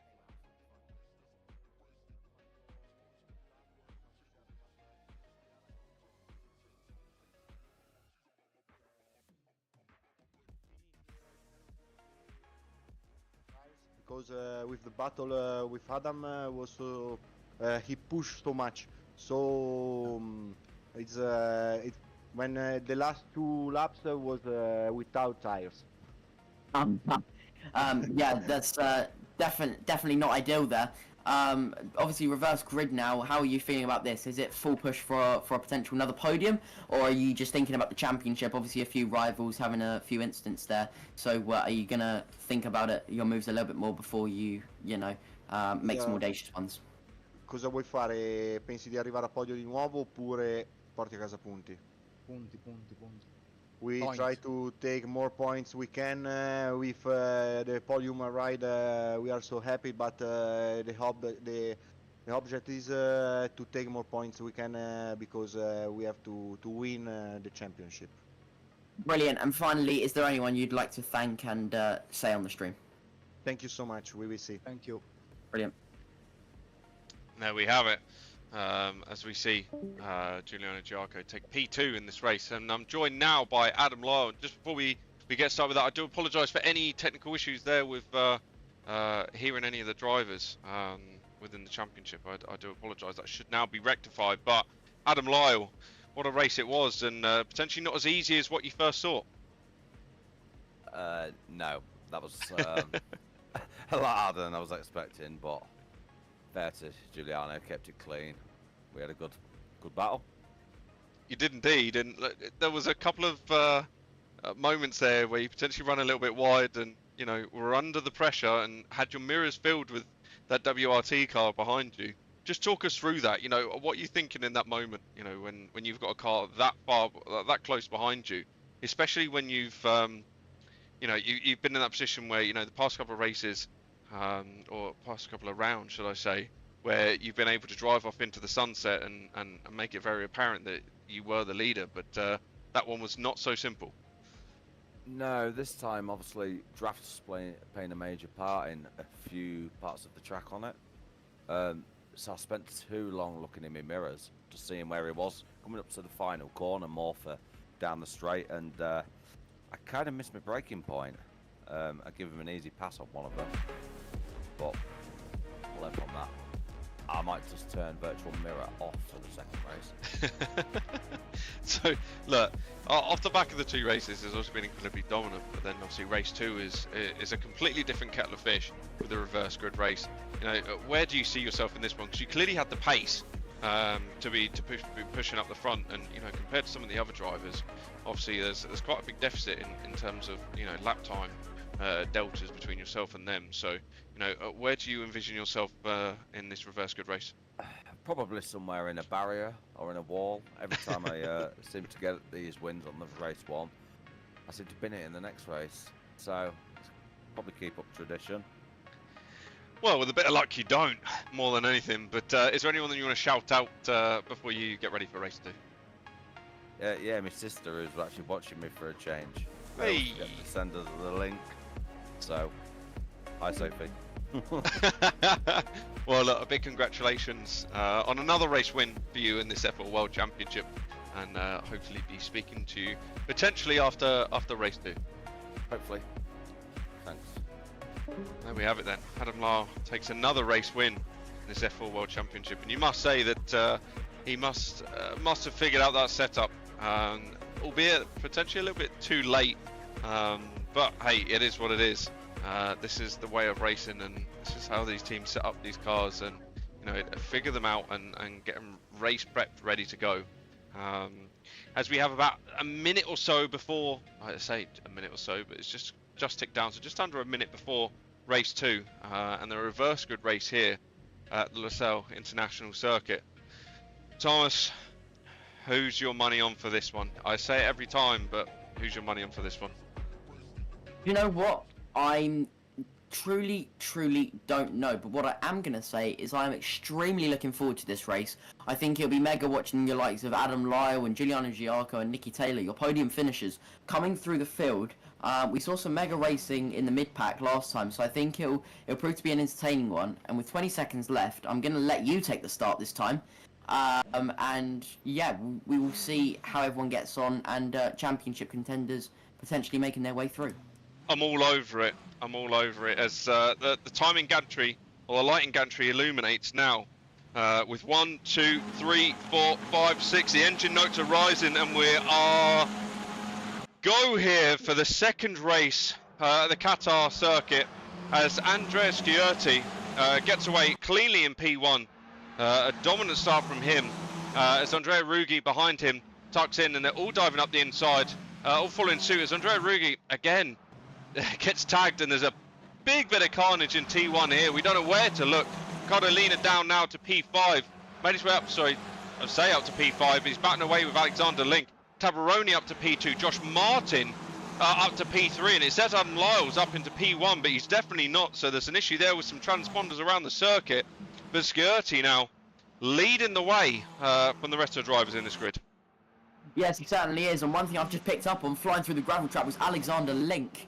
Alexander, a championship contender, is back down to the bottom of the grid. And after his sorrows in race 1, this is going to be a weekend or a race evening to forget. Just hasn't quite clicked with him. Adam Lyle has stayed out of trouble and had a good start. So is Giuliano Giaco. Adam is now making his way past his teammate Olivia, and will be pushing on for the likes of Thomas Potter. Yes, indeed. And you know, we said these reverse grid races are a little bit topsy-turvy, but again, just on the cameras on eyes on Carl Felvis right now, you know, up into P9, and he's battling his way through. But again, this is the thing, you know, based on his finishing position, he's right in the middle of the grid as he does a double overtake here now, up into P8, and a great move there from Carl Felvis, which you're going to see him straight past Thomas Potter and up into P8. Yeah, it certainly will. That was a mega move. Absolutely incredible there. High risk, high reward. Yeah, that was a brave move to say the least, and I don't think anyone saw that coming. As we see, you know, Alessandro Sciuti just edging that gap at the front of the field. There has been a little bit of carnage at the final corner. Andrea Ruggi running deep, allowing a few cars past. I think that is Nikki Taylor and Olivia there. Indeed. Mega battle going on through the mid-pack now. We have got Adam Lyle along with Thomas Potter, and I believe that is Giuliano Giaco going 3 wide into turn 1. That is some brave stuff. Adam Lyle is very much sideways. He has straightened the car up. That was a mega save there, and they're going to go about their day. But that was some ballsy stuff there. This is it. 3 into 1 doesn't go, and you know, Adam's got the pace, but he needs to be careful with how he deploys it. You know, you got the likes of Thomas Potter and Riccardo Lina in front that are just going to take that sitting down, are going to be defending their position like their life depends on it. And for Adam Lyle, this is not the start that he wants. And you know, the longer that he's stuck behind the likes of Thomas Potter and Riccardo Lina, the longer it's going to be before he earns some well-deserved championship points within this season. So a tough one for him as we see Carl Felvis now promote himself up to P7 in this race, and a cracking run from him. You know, this is exactly what he needs to do, just bank those points. You know, he's the leader of this championship, and he's demonstrating right now exactly why he's leading this championship within this race series. As Adam Lyle now dispatches Thomas Potter and he chases after Riccardo Lina. You've got to say, Sciuti out in front here by a dominant amount, 2.2 seconds. It's making it look easy. You know, is anyone going to be able to push up onto the back of him and, you know, challenge him for the win? Yeah, he's had a very good start. One person that has gone under the radar is Giuliano Giaco. He is currently running P5 from the back of the grid with a purple Sector 2 all over the back of Cristiano Bettini. That has been a mega start and one that has gotten away from us. But it must be said, he must be one of the favourites for this win. He has had a mega start and there is no one else with his sort of pace that is around him that could challenge him. So yeah, he's got to look forward and push on now, because that is, yeah, absolutely mega. Well, as it currently stands in the Drivers' Championship, you've got Carl Felvis leading the championship on 246 points. Cristiano Bettini tying with him for P1 on 246 points. And then you've got Giuliano Giaco in P3 in the championship with 245 points. So you've got to say, if Giuliano Giaco can carry on moving his way up the grid here, he is going to be leading this championship off the back of this race. So Carl Felvis now needs to put a hammer to the metal here and chase after. If not, we're going to have a new championship leader come the end of this race. That's going to be a big shake-up. Carl Felvis has been leading the whole championship, which is absolutely, that is no mean feat. But Giuliano Giaco with a few really, really strong rounds and results and mega pace may be able to demote him off the top spot. As we see Adam Lyle now dispatch of Riccardo Lina, a purple Sector 1. It must be said he is pushing on. He's up to P8 and he has got Carl Felvis and Lorenzo Sentra and Giuliano Giaco in his sights. He is not too far away, and it must be said we may be speaking to him again after this race, because he is, yeah, he's got some good pace. Yeah, maybe so, but let's keep an eye now on Carl Felvis. Let's see the gap now between him and Lorenzo Sentra is about 0.5 of a second. Carl's last lap was a 155.1, Lorenzo Sentra 155.2, so only about a tenth between them. But Carl's closing right up into the back of him, and he's starting to join this train. Adam Lyle going very wide and going off in P12 now, right off into the gravel trap. And is he going to get that going? He's not. That's his car done for the rest of this race. And he's going to be out, and he does. He DNFs from this race, and not what Adam Lyle wants. And it's going to be a tough end to his race here at Losail International. But this gives the opportunity now for Carl Felvers just to push on. He's now on the back of Lorenzo Sentra, Giuliano Giarco, Josh Martin, who's holding up Giuliano incredibly well. Carl needs to push forward. Like, this is his opportunity. He's got to chase after Giuliano. You've got to hope that Lorenzo Sentra puts Giarco under pressure, as he will be in, you know, he's only 4/10 off the back of him. You know, timings-wise, Carl Felvers, 154.9 compared to the 155.5 of Giuliano Giarco and Lorenzo Sentra. Carl is absolutely flying. He knows that he needs to gain these positions. He knows he's got to push through this grid. He's going to have to be very careful, though, that he doesn't get tangled up in the cars in front and, you know, potentially lose those potential points that he needs. So, you know, on one shoulder, Carl's probably thinking, you know, I need to fight for this, I need to go for it. But on the other shoulder, he's going to be thinking, I've got to be careful, because if I spin out of this race, that's it. You know, I'm not going to be the championship leader any longer. So let's see how this one pans out. Yeah, certainly. I've just heard from Adam Lyle that his game crashed, so that is, yeah, that is a very unfortunate end. Carl up to P6. To his evening. Yes, I have missed that. Carl Felvers is now up to P6. Josh Martin just ahead of him, and I think that is Ricardo Lina all over the back. So, yeah, this is getting really close for Kyle, and he is in a situation which he doesn't really want himself in. You know, this is high risk. Oh, and as I say that, he's been tagged and he's been half spun round. He rejoined straight to the path of Ricardo Lina, who I think was trying to let him go there, but he's lost position after position. So again, Carl Felvers getting caught up in the moment. But one thing this does allow is Giuliano Giarco to score some absolutely incredible points over his championship leaders currently. He has, and that's not what Carl Felvers wanted at all. And I'm sure Carl is going to be punching his steering wheel in frustration on that one, because there was nothing that he could do. That was not his fault, and gets tagged from the rear. And now it's going to be a recovery drive from him. Realistically, he's got Nicky Taylor in front of him. You know, he's pushing on the back of Ricardo Lina. You know, does Nicky now back off and let him go through, or is it a case of Nicky's going to push on, try and get ahead of the cars in front, and then draw them back into the sights of Kyle so that he can get in front? But realistically, Kyle's on a recovery drive now, just to secure his championship and take the fight into the last round. But the way it currently stands, this is going to be an all-out battle for the championship in the last round of this series.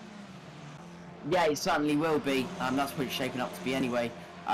We see Nicky Taylor going hammer and tong with, that is Ricardo Lina up ahead, potentially trying to just put Ricardo off his lines, and allow Kyle to catch back up and then make a double overtake potentially. We will wait and see what the plan is between these HFT teammates. But yeah, Alessandro Sciurti leading by 4 seconds currently. You say that, but I was good just to jump in. Giuliano Giarco took P3 away from Tabaroni there, and went a little bit deep into that left-hander, sorry, and lost that position again. But now crawling all over the back of Tabaroni for that podium position. Carl Felvers has got to get pedal to the metal here and chase after, because if not, you know, Giuliano Giarco is almost running away with this one. Yes, he certainly is. I've just seen Ricardo Lina has been spun out by Nicky Taylor straight into the gravel trap. It's all kicking off.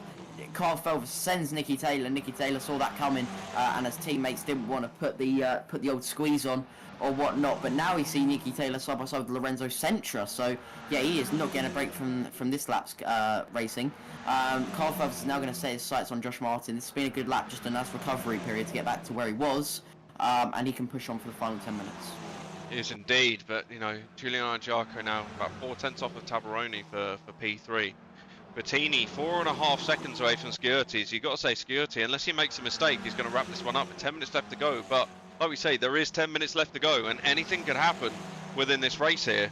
Carl Felvers has got to push away now, and you've got to say that Nicky Taylor, that was definitely a team orders move there. Get out of my way, let me through. I need these points for this championship.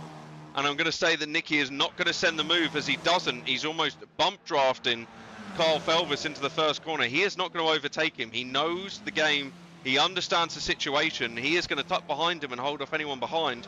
It's now for Carl to try and pull away and extend that lead in P6 and chase after Josh Martin. Exactly that. Just looking at the times, Carl Felvers, even with that battling, was 1.1 seconds quicker than Josh Martin ahead of him. And that was Josh Martin's personal best. So if he can't keep that consistently, Carl Felvers has certainly got his eyes on Josh Martin for the P5. And Giuliano Giarco now in P4. I'm not quite sure what happened there. Potentially a little incident as he's going to battle, to war with Tabaroni. Nicky Taylor doing a really good job of fending off Lorenzo Sentra, and Alex Forster having a really good race as well in P9. He is, yeah, not had the most luck this season, as he was mentioning in his interviews, but yeah, anything is possible. It's indeed, but you've got to say that realistically, Kyle needs to finish, you know, either side by side with Giuliano Giarco or ahead of him to be able to maintain his championship reign. If not, Giarco is probably going to be ahead of him by 1 or 2 points in the championship, and that's not going to be what Kyle wants coming into the last round. The only thing that's going to work in his favour is that Giarco is going to be carrying more ballast than what Kyle is for the first time this championship. You know, Kyle has been running this 30 kilos of ballast the whole way through. I'm sure he's going to welcome a little bit of a ballast reduction, but you've got to say, you know, that's not going to be what's on his mind right now. You know, with him closing up on the back of Josh Martin, he needs to chase down Giuliano Giarco, but with 8 minutes left to go, I don't think Kyle Felvers is going to have the pace over Giuliano Giarco to be able to catch up to the back of him. So he either needs to dispatch Josh Martin and just do what he can to hold that position, or, you know, you've got to hope that Giuliano Giarco makes a mistake and puts it wide.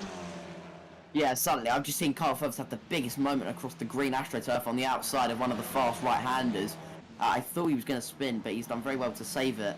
Last lap's coming in now. Kyle Felvers on another 54.9. Josh Martin on a 56 dead, so the same gap, 1.1 seconds quicker last lap. He is really pushing on, and I think potentially we could see a move either this lap or next lap. Giuliano Giarco still hasn't got past Tabaroni, so he's biding his time here, or potentially has used up his tyres a little bit too much at the start to make those big gains. But yeah, it's really starting to heat up at the bitter end of this championship now. Alexander Link with a really good recovery as well, up into P10 after getting spun out on lap 1, so that is what he needs for his championship. Still not ideal though, but here we go. The battle is now on as Kyle Felvers is now in the tow of Josh Martin, hitting his apex nicely, hitting his marks nicely. With 7 minutes left, Josh Martin is certainly going to be feeling the heat, but yeah, it's one of these scenarios where you're trying to do the best for your own championship, but you also don't want to scupper people with a chance of the win. As I think something has happened to Lorenzo Sentra, it certainly has. He has gone spinning off into the wall, so that is not ideal. As we see, yeah, Josh Martin under big pressure from both the HFT boys. He is indeed, but you know what Josh Martin's like. He's going to defend like his life depends on it as he goes a little bit wide through that right-hander. But, you know, this is the thing for Kyle Felvers. His lap time on that last lap matched the same as Giuliano Giarco, so he's not that much quicker. So realistically, even if he does dispatch Josh Martin, you've got to say, it's not plain sailing for him. And it almost looks like Kyle's struggling a little bit as Nicky showing, you know, being right on the tail of Kyle Felvers that he's got more pace, and again that's more than likely because of the ballast. And you see in Kyle's right hand side mirror now that Nicky's pulling out of the draft. He doesn't want to impede Kyle at all coming into this first corner, but Kyle's not gaining on Josh like he wants to, so he's going to have to play the smart move here, tuck him behind him and then allow Kyle to chase after Josh and potentially do a double overtake here for P5 and P6. Yeah, I think exactly that. Nicky doesn't want to do anything stupid to Kyle's championship hopes, and it could be Kyle doesn't actually want to be leading the championship going into Brands Hatch, because that is one that's going to really hurt. The ballast is going to be crucial there, so potentially if Giuliano's carrying a little bit more ballast, that might drop him down the field a little bit. We haven't seen him with full ballast, so it'll be interesting to see how he copes with that. As now Kyle Felvers is filling up the mirrors of Josh Martin now. Josh Martin locking up multiple times this lap, so he's either feeling the heat or, you know, hasn't got the right brake bias or whatnot. As Kyle pulls into the toe now, he is within a car's width easily. Josh Martin goes in deep, he goes in tight. Kyle has had to check up, and so is Nicky Taylor. Nicky Taylor going sideways across the curb, spins out of the race. That is not what they needed. That is really unfortunate, all caused by Josh just having a little lift and a little incident in the middle of that corner there. Kyle is going to press on though. He's not going to worry about what's behind him. He can only focus on what is in front of him. And again, I think we might see a move on the main straight potentially, as these next couple of corners aren't really overtaking moves. They're not, no, and Kyle needs to dispatch him as soon as possible and then get ahead and start chasing after Giuliano Giarco. Realistically, with 4 minutes 47 left to go, as Kyle Felvers goes incredibly wide there across the blue matting, P5 is realistically going to be his aim for this race. There's no opportunity, I don't think, unless Giuliano puts it sideways and loses the car, for him to chase after him and take him. And this is realistically all going to come down to the last 2 races of this season at Brands Hatch. And like you say, and it'll be a welcomed addition for Kyle to not have that ballast that he has currently at the moment, and to drop that down a little bit, and to give that to Giuliano Giacco, who's not used to it. You know, Carl's been used to it for the past couple of rounds. As Kyle Felvers dives up the inside of Josh Martin, gets a little bit sideways, loses that speed, and Josh is going to keep it ahead. Coming into this left-hander, and that's not what Kyle wants. He needed a clean run through there. He's not got it. And even though he's all over the back of Josh Martin, this frustration is going to kick in now. And Carl's going to be doing everything he can. Josh is defending for his life like we said he was going to. He's not going to give this place up easily. And Carl's going to have to find something incredibly inventive and really throw Josh Martin off in order to get past him.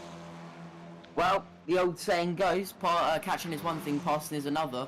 We're certainly seeing this here. Josh Martin is not going down without fight. He's looking up multiple times. I'm wondering if he is feeling the pressure, or if he has got his brake bias slightly wrong, which would explain the lack of pace compared to Kyle Felvers. Kyle is looking for these late apexes, looking for the better exits to try and get him on the exit. But Josh is just placing his car in exactly the right place that Kyle can't really do anything. And this is mega to see. As I say that, Kyle sends it up the inside, but Josh is potentially going to have a better exit. They are now fully alongside each other. Josh has got the inside though for the next corner, and I think Kyle is going to have to back out of it. So with 3 minutes, although he's still got a really good chance, time is running out. He's going to try and go around the outside of Josh. That is not going to work, and he has to slot back in. Yeah, Carl's main focus right now is get past Josh Martin. That is it. That he's got to have tunnel vision on this one, and he's got to dive past him. We said this. Josh is going to make it incredibly difficult for him, and you know, Josh being a real life racing driver as well. You know, it's not his first rodeo. He knows exactly what Carl's going to do. You know, he's raced against Kyle multiple times, and really putting Kyle to the measure now, especially with that 30 kilos of ballast. Kyle's going to have to make one of those dive and send moves that Josh isn't going to be expecting, and really catch him off guard to make the overtakes. They come down the straight now, bumper to bumper. Kyle's going to dive up the inside, and is he going to make it stick? He is indeed, and you know, Josh Martin's not going to go down without a fight, but just didn't have that grip around the outside on the marbles and has to concede that position. So exactly what Kyle Felvers needed. He's now behind Giuliano Giacco, albeit 8 or 9 seconds behind him, but that's exactly what we need to do. He needs to disappear now away from the back of Josh Martin, but I don't think Josh is going to give this up too easy as Josh tries it up the inside, thinks better of it, and I think that might be the only opportunity Josh Martin had to come back at him, because you know, Kyle just had that pace. As I think I have seen something here, 2 seconds. That is not Giuliano. That is... who is that? There's a lapped WRT car right in front of Kyle Felvers. It's Ricardo. Yeah, it is Ricardo Lina. He's trying to get out of the way of the drivers, and he's managed to do so quite well. And one thing I was going to mention, Alexander Link, with all that battling that was going on between Kyle and Josh, he is closed up. There's still a little gap, but he's within the sights. And one thing that's really important for Alexander is to gain as many points as possible that he lost throughout these 2 races this evening, you know? He's had quite a few difficult races, and tonight hasn't been the easiest one. So he's running P7, which still is nothing to be sniffed at. But if he could potentially pick up 1 more position, that would be crucial for his championship. It would indeed, but this is going to be an issue for Kyle Felvers here with Giuliano Giacco now diving up the inside of Rizzo Tabrioni. And he does, and he's going to be side by side down the straight. Didn't quite get the run that he needed. He's going to tuck back in behind it. Gives him a little tag down the straight. But Giuliano Giacco is desperate to get past onto the podium here for P3. And you've got to say, if he does so, that's going to be a hindrance to Kyle Felvers. You know, Tabaroni now holding that inside line, and he's going to hold off Giuliano Giacco as much as possible. With 24 seconds plus 1 lap left to go in this race, Giacco's got to get past if he wants a chance of this championship more than anything. You know, that's going to make the gap between him and Kyle not be, you know, a couple of points, but several points. And that's what he's going to want going into Brands Hatch, because every point's going to count in those 2 races. Yeah, they certainly will. But like I mentioned earlier, the ballast, we've seen how much Kyle's struggling with it, and we saw his pace without the ballast. That could really prove difficult for Giuliano come the end of Brands Hatch. So, yeah, I don't think he's going to wait. I think he will go for Fabio to try and get as many points as possible difference. And it must be said as well, you know, Giuliano, there's then Fabio, and then right in front of that is Cristiano, the 2 teammates. So it will depend if, you know, that if he can get close enough, he might be able to get second here. It's an ambitious task, but with this lap and 1 more, anything is possible. We see Fabio miss the apex there. Cristiano is filling those mirrors with that orange car. All Fabio can see is just a blue F4 car right smack bang behind him, and I think a move is potentially being shaped up here, as he's got a mega run through those two right-handers. He's almost pushing Tabaroni, and Tabaroni loses it by himself, spins off into the wall. That was quite an easy move. We say that he spun it by himself, but was there contact between them? That's going to be decided after this race, and if there's a protest put in. But Giuliano Giarco now promoted up to P3, and there's hard-fought racing between him as he now chases after Bettini. And you've got to say, you know, 1 lap left to go in this race. Could he potentially take P2? It's close between them. It's only about 6/10 or so. If he's got the pace on Bettini, which, you know, his last lap was a 55.5, Bettini's with a 55.9. You got to say, this might come down to the final corner of this race for Giuliano Giarco to take P2, regardless of stewards' investigations or anything like that.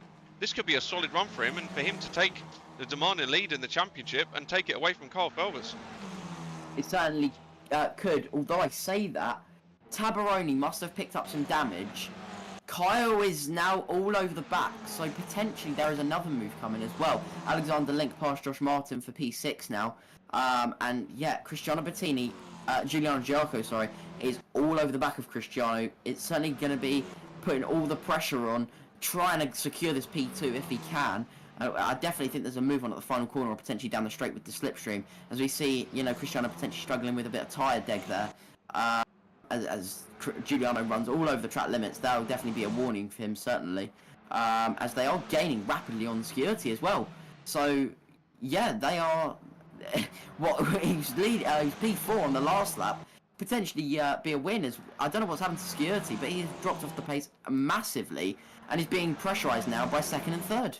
You almost makes you wonder if maybe security's backing off to try and back into the back of Bettini and then bring Giarco into play so that they can try and get a 1-2 out of this. But I think it's probably too little too late as Giarco goes wide, but they are now bunched up and probably exactly where they needed. You know, absolutely phenomenal move by Bettini to get it sideways through that corner and overtake him. And that's not going to be what security wanted, but that's allowed Giuliano Giarco through. Bettini's going to take the win here in race 2, and absolute seams from the top 3. But Giuliano Giarco taking P2, that's exactly what he wanted, and that's going to give him the championship lead. It certainly will. That was a mega drive there. Purple sector won on that final lap. He really came through there. Kyle Felvers was not quite able to get Tabaroni. He's going to come home in P5. Alexander Link P6, Josh Martin P7, Lorenzo Central with the fastest lap of the race on the final lap, P8 with a 54.7. Olivia in P9, that's a mega result for her, and then Thomas Potter rounding out the top 10. So, yeah, a mega race there, and we are going to have a short ad break followed by the top 3 interviews. But yeah, big shake-up in the championship standings.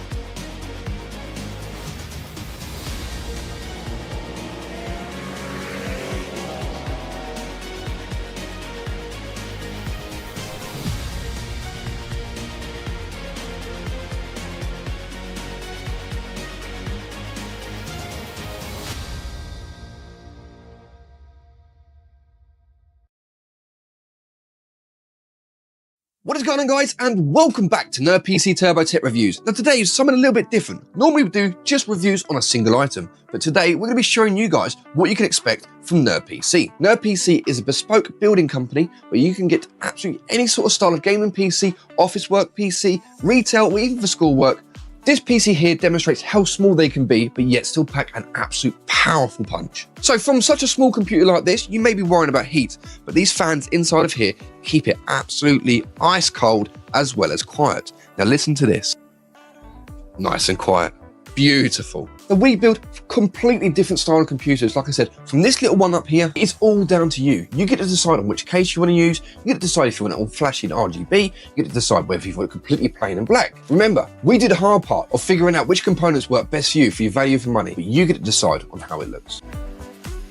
If you're after something that's in your face, something bright and powerful as this. So this build here is in a Gigabyte C102 glass Arctic ice case with 320mm cooler master fans at the front, 360mm all-in-one cooler at the top. This full white ice build does look insane. And I can assure you, you will not be disappointed. So if you're on the market for a brand new shining gaming computer, or if you want a computer for home use, retail, or office work, it's completely down to you. We just make it happen. So if you haven't done already, go and head over to the website at www.nerdpc.co.uk, have a browse through, see what's on there, or drop us a message directly on Facebook, and we'll do our absolute best to make it happen for you. Thank you so much for watching, guys. I really do appreciate it. And if you are new to the channel, don't forget to hit that subscribe button. And if you did enjoy this video, hit the like for me, and I'll catch you guys in the next one.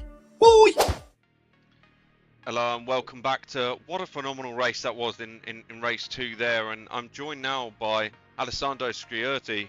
And Alessandro, what a race that was. Just talk us through that, you know, leading the race and then just losing it right at the end. Just let us know how that went. È stata una gara pazzesca, Ale, come l'hai vista, come è andata e come è stato perdere la prima posizione all'ultimo momento. No, la gara è stata perfetta e ho ceduto la posizione a Bertini e a Giuliano per far risalire di più Giuliano in classifica e guadagnare alcuni punti su Fergus. Okay. So the race was amazing. He doesn't make mistake. In the last parts, in the last moment, he give the position to Bertini and to Giuliano for make more points. Giuliano to Fergus, so to take more points we can. I almost thought that might be the case as you slowed down towards the end there, Alessandro. And you know, were you expecting Giuliano to take the race win, or was it a case of you let Bertini through and then Giuliano takes P2? Pensavi che Giuliano potesse prendere la prima posizione oppure era per chiudere comunque in seconda? No, era per far comunque guadagnare più punti possibili a Giuliano, poi se fosse arrivato primo sarebbe stato meglio. He make because just for take more point. Giuliano take more point, but if was in the first position was nice, but he closed in P2, so we are happy about it. This and because he can take more point than at the first position. Amazing, absolutely incredible stuff. And just lastly, is there anyone else that you wanted to shout out on the stream whilst you're here? Vuoi salutare qualcuno, Ale? O ringraziare? Sì, io ringrazio tutta la squadra comunque per aver preparato bene sta gara. Basta.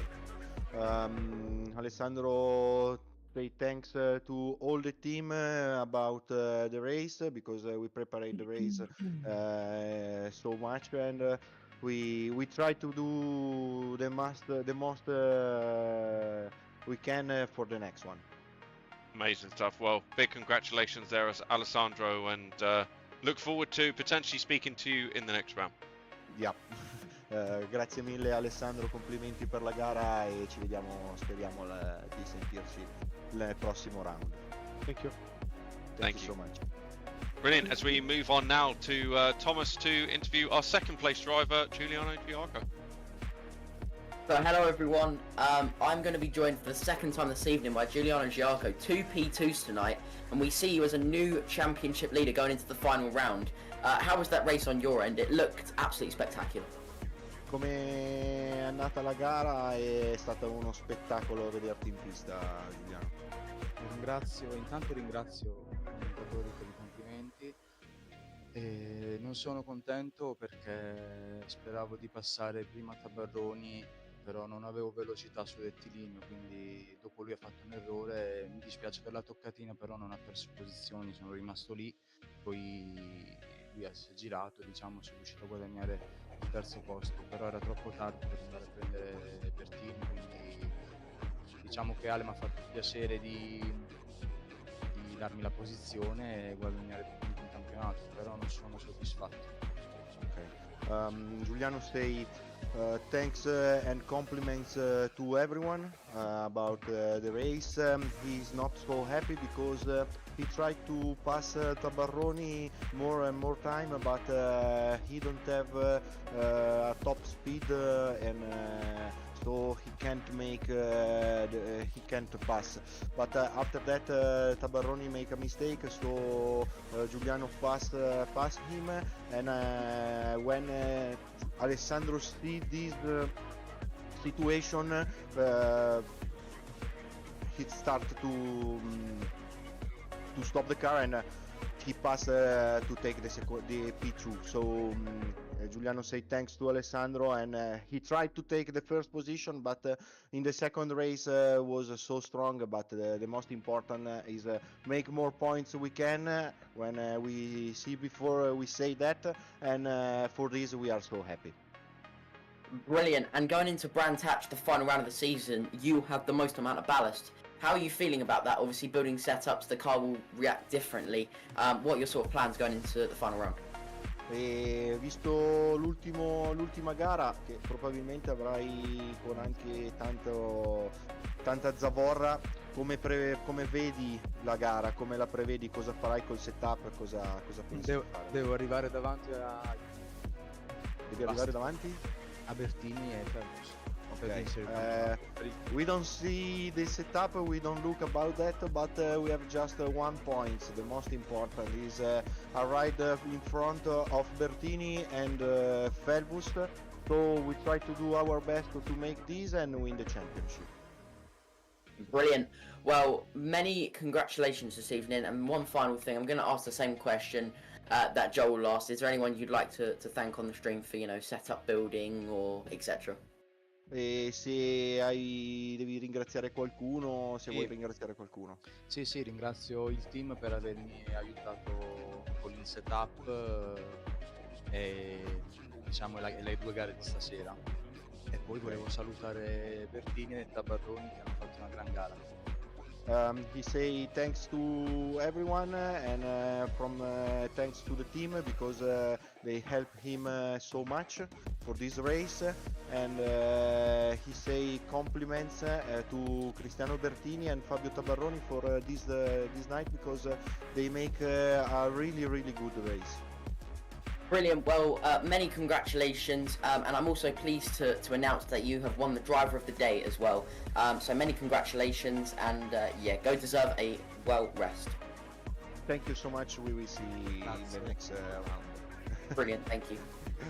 Amazing stuff. As we move on now to our race winner, Cristiano Bertini. Cristiano, what a stellar race there, and what an impressive move on that second to last corner, getting the car completely sideways and managing to take that P1 away from the drivers ahead and winning that race. Hanno visto la mossa che hai fatto con le macchine fianco a fianco, una gara incredibile. Cosa vuoi dire? Diciamo mi ha sorpreso parecchio la penultima curva, non me l'aspettavo che rallentasse così tanto, però siamo riusciti a non fare un disastro e è andata bene così. I didn't expect him to slow down so much, so it was a risky move, but I managed to pass him and take the win, so anyway. I mean, look, it was an absolutely brilliant move, and you had everyone watching. You do that, and getting the car completely sideways to make that happen was absolutely phenomenal. Have you enjoyed this championship? Ti sta piacendo questo campionato? tantissimo, le auto sono difficili da portare al limite, le piste sono belle e la competizione è molto alta. Very, very, very much. The car is difficult to push to the limit. The tracks you choose are very exciting, and the level is very high. So it's very difficult to, at every race, improve and stay at top level. Indeed, indeed. Well, look, you've now overtaken Kyle for P2 in the championship. You're 1 point ahead of him, and about 9 points behind Giuliano Giarco. Do you think going into Brands Hatch in the final round, you could potentially win the championship? Sei riuscito a passare Felbus di un punto, ma ti mancano 9 punti per raggiungere Giuliano. Pensi che a Brands Hatch ti giocherai il campionato? Tutto è possibile, ce la metteremo tutta. Everything can happen, and we want to push to the limit to make it happen. Amazing stuff. Well, big congratulations, Cristiano, and potentially be speaking to you again in the next round. And there we have it then, Cristiano Bettini taking P1 in race 2 of the Qatar Losail International Circuit. And what a race it's been, and what 2 races it's been this evening. Thank you to everyone that's joined.